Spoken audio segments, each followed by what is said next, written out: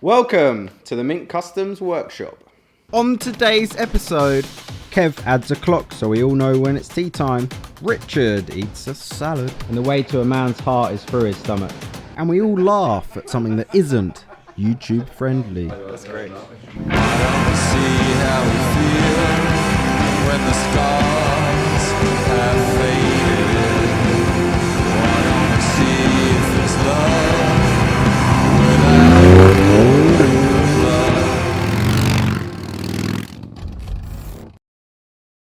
So today we are looking at whether you want to run guards on the exhaust or wraps.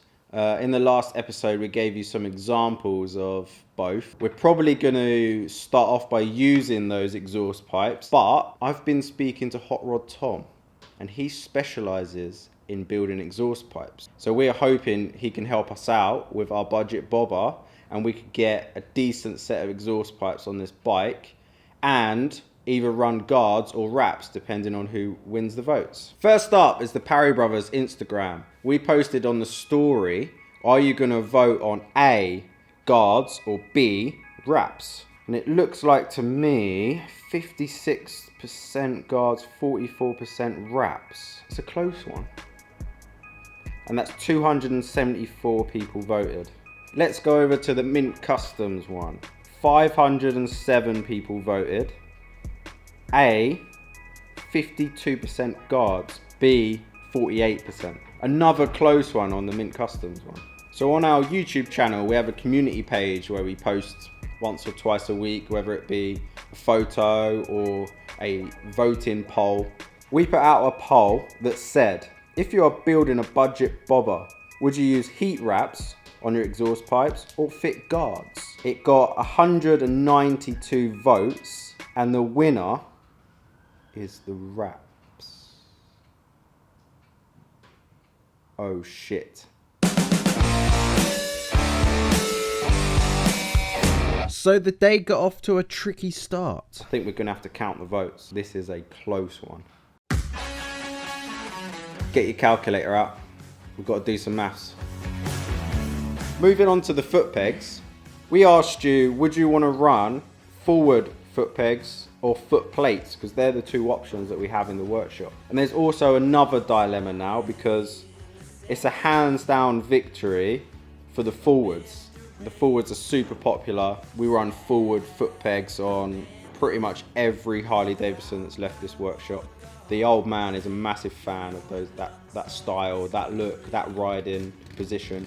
The problem we got is we're running the clip-on handlebars, which kind of throws you forward over the tank. And then throwing forward foot pegs in that position also, you're kind of sitting in a kind of strange position. And me being quite short, I'm only 5'5", 5'6", it's not exactly very comfortable for me to sit on the bike. But what we're going to do is we're going to put the forward foot pegs on it. I'm going to sit on the bike and we're going to test it out, see what it looks like, and then make a decision afterwards. The results are in. She's smiling. Why are you smiling? I thought it would be their way, but it's fine. So total for A is 477. So 477 votes for A, the exhaust guards. And for B is 497 votes for wraps. Yeah, so there's 20 votes in it. 20 votes separating whether to run wraps or exhaust guards. So we're running wraps. Is that what you're saying? Yeah. Holy shit, I didn't think it was going that way. A lot more still needs to be decided. Like what colour are we powder coating the frame? Someone's crawling around on the roof. We think it's birds. I reckon Hot Rod Tom's thrown a load of bread on the roof of our workshop. Make sure you follow and subscribe to gain your voting power. And perfectly cool. The first job of the day is to order some exhaust wrap. The old man was finishing off a frame on his next project and we had plenty of work to be getting on with. But there was one problem. And we come in the morning and our little budget bobber that's built out of parts we've had laying around the workshop was surrounded by 3 beautiful looking bikes that the old man has built. It was kind of putting our one to shame a little bit, but it was very inspiring. And we hope that this bike, although it's on a very tight budget, is going to look just as good as those. I think we're making the decision to replace these for black ones, because everyone's saying it's a bit of a colour clash with the tank that you've picked. So we're going to swap these over for black ones, which is a shame because I really like these. They're really cool and they're quite comfy, but can't have any colour clashes. So normally we would use brake cleaner to put these on because the brake cleaner dries after a little bit and they go rock hard and you get your grips on nice and easy. But as you lot are so fabulous, I'm pretty sure you would use hairspray. He's got a problem with the glitter. Oh, why can't I ever find the Allen key that I want to use? It's so annoying. Dun, dun, dun, dun, dun, dun, dun, dun. Use the Imperial ones. Well, you got one laugh out of it. That was more of a cringe. I want the princess taken alive. Anyway. So the oil tank needed finishing. It needed some welding doing. It also needed a cap. Sam, the owner of New Custom Motorcycles. And my natural reaction was to go online and start looking at buying a Harley Davidson cap for the tank. It's what we normally would do. And the old man turned around and saw me looking online at buying a very expensive Harley Davidson cap for this oil tank. And he said, why the hell don't you just make one? Yeah, so I was thinking, I know you mentioned about making one.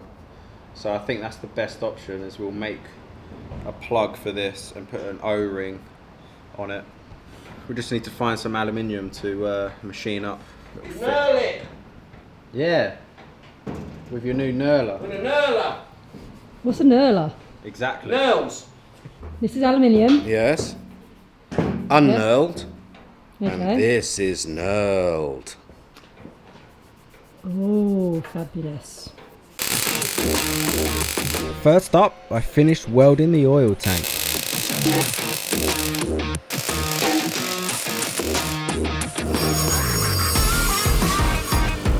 Then I found some alley bar and started making the cap.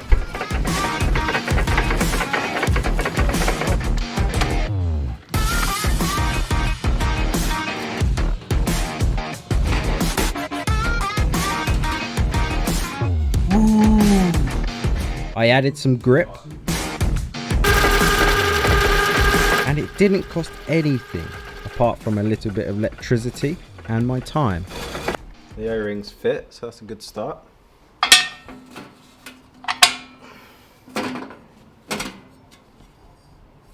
Should do the job, shouldn't it?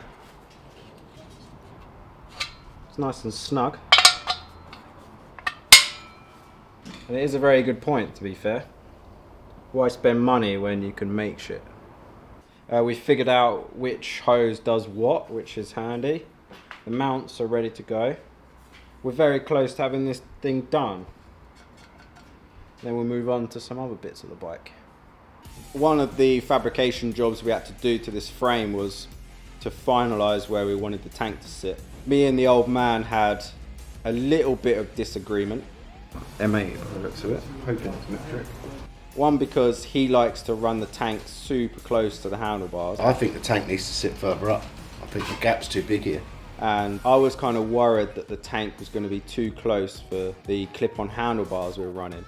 He's used to running bigger bars that don't go anywhere near the fuel tank. We are running clip-on bars which get extremely close to the fuel tank. Don't want to drill any more holes. Don't want to weld any holes up. I want to just put the tank on. Yeah, I prefer it there. I don't like it too close. Oh, they don't like it too close. So we had to come up with a compromise and mount the tank in a really good location so it looked good with the rest of the bike, but also so it cleared the handlebars. So once the welding and a few fab jobs were done, the oil tank was finalised. We have started bolting the odd part onto the engine, the coil being one of them. Now I've had to spacer it down a little bit so it just misses the tap. special buttons on it. Yeah. Put a little space in here just to lower it. All right, yeah.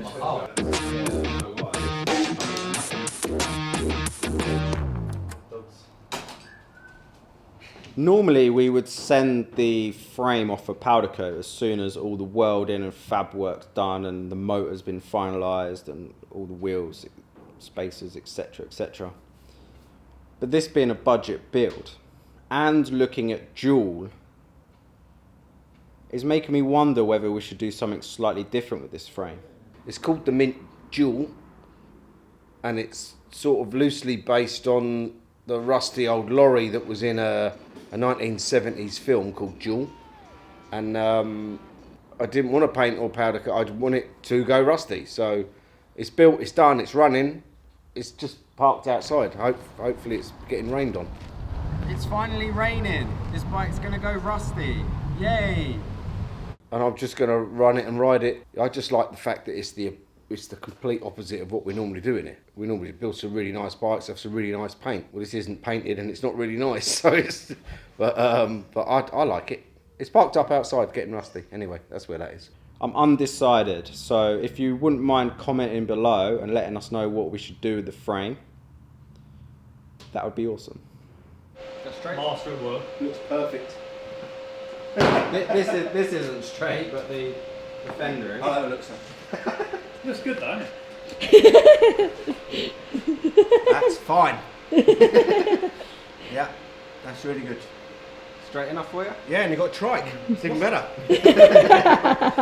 So, what was that from then? It's made up out of shit. I don't know, where did this grill come from? That's a Harley one. Is it?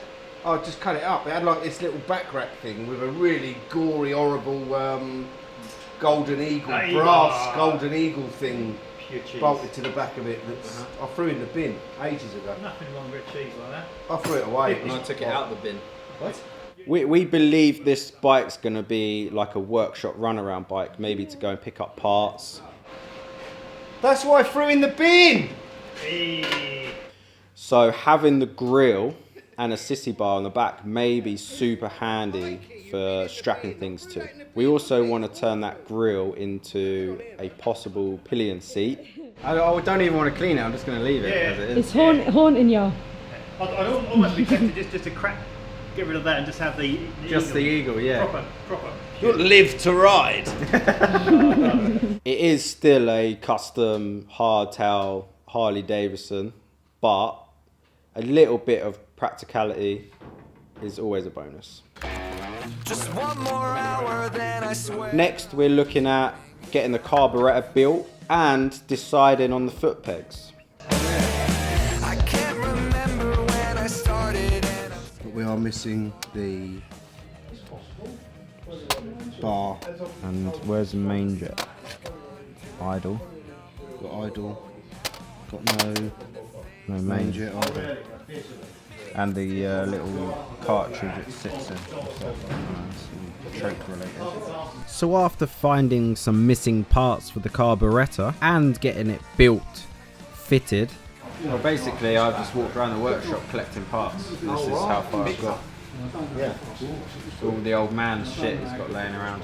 I found a fancy air filter, tried the exhaust pipes with the guards on. Here's what you could have had if it wasn't for those pesky 20 votes. Out of all that, it was a 20 vote difference. Oh, I've used the right. After attempting the forward pegs, we had our heart set on fitting these foot plates, or footboards, whatever you want to call them. Whether it made more sense that we had the footboards, yeah, or mids. That's My vote here. My vote's in. Oh, mids are literally there, look. A lot, I think a lot. for your of, height and being a hardtail, at least you can take the weight yeah, off. be like that. Yeah. Because we're going to have a removable pillion seat. Right. Because this is kind of like, the style of this is like, it's a bit of a shop bike. So like we could put parts on the rack, you know, go pick up. Oh, I'm with you. You know, you would be riding down the road with a couple of sets of tyres around here because you have to go and pick up some tyres. So it's a bit of a shop bike, like hack to go and get fish and chips and stuff, you know. That's the kind of style. Perfect. So to have that rack or have a removable seat would be super handy. Yeah. But we want it to be comfortable because we're going to do some mileage on it. That kind of makes sense as well, doesn't it, having it there, so whoever's on the back can always get a tip towel on the back there as well. Exactly. Yeah, it makes sense. We don't have to worry about putting on the pegs. Yeah, that makes sense. And then we just need the old man to make a wiring loom for it because he specialises in making wiring looms for these. We want all these switches to work up here, so that'll be the start button. Right. That'll be like either ignition or possibly the lighting circuit on off. Dipper main B. Or dipper main B maybe. If you had that as a horn, That's dipper main B. Then you could put start somewhere else. Yeah, we could put one of those starters on the start and have the key down there and in the battery. Yeah, it keeps it tidy up front, doesn't it? Yeah, that'd be a lot then. That's your horn in dipper main B. yeah, and less wires around here, the better as well. Yeah, that's what I like about that. It's just no wires. Yeah. This is cool. Yeah. Just little shotguns. I mean, this thing's never going to look brand new. It's always going to look a little bit rough, like. But that's what you want, isn't it? But it's a shop bike. Yeah. So rough already. it's daily ride. Yeah. So once the chaos and the noise of the Saturday social was over, me and the old man had some thinking time. You have to make something up that comes down. Either bolts through there or welds to this solid. Grind all this back and weld it onto it. Comes down like that, and then a nail on the bottom with 2 holes in it. That bracket. And it's not going to sit any lower than the side stand, are they? So it's not like we're going to have any ground clearance problems. No, so your plate will be like that. Yeah. Either threaded or nut and bolt, either up to you. And then your other plate will have to come out. You have to use that super thick stuff. That will come up. You might want to put a little support gusset in the back of it or something, but to get to anything like this, you'd have to unbolt it. Yeah, which is fair enough. And then as it comes up here, depending on the gap you've got here, is going to be wherever your gear lever goes. But if you had your gear lever this way, it keeps that in standard. Yeah, I'd like to standard shift. Standard shift. So basically that just needs moving round, and you've pretty much got it, and extended, and you've pretty much got your gear lever. With your foot plates here. Yeah, if we get the positioning right, there's not that much work involved with the gear lever, is No.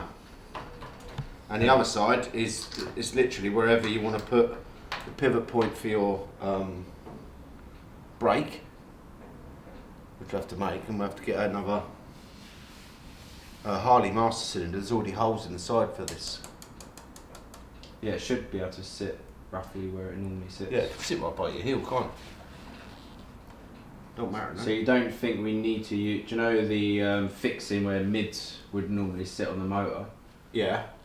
Or the mid pegs on there? Oh, these? Yeah, you I don't think we need to use that utilise mount those. at all. No. For the Just make 2 new ones. Just leave that as it is. Yep. Okay. I do think it'll be handy being able to run a bolt in there so you can flip these up. Yeah. If you need to, like a foot peg. Just for like storage reasons, and if they grind out on the floor. Yeah, exactly that. It'd be super comfy to ride that with these on. That is only a flat bit of plate with a hole in it, there, isn't it? It's on a flat bit of plate, isn't it? Yeah. Off your Would you call these foot plates or foot boards? boards. Boards. That's the proper word for it. The only other thing we were going to do is use a skateboard deck, isn't it? Yeah. But Maybe that's another project. yeah.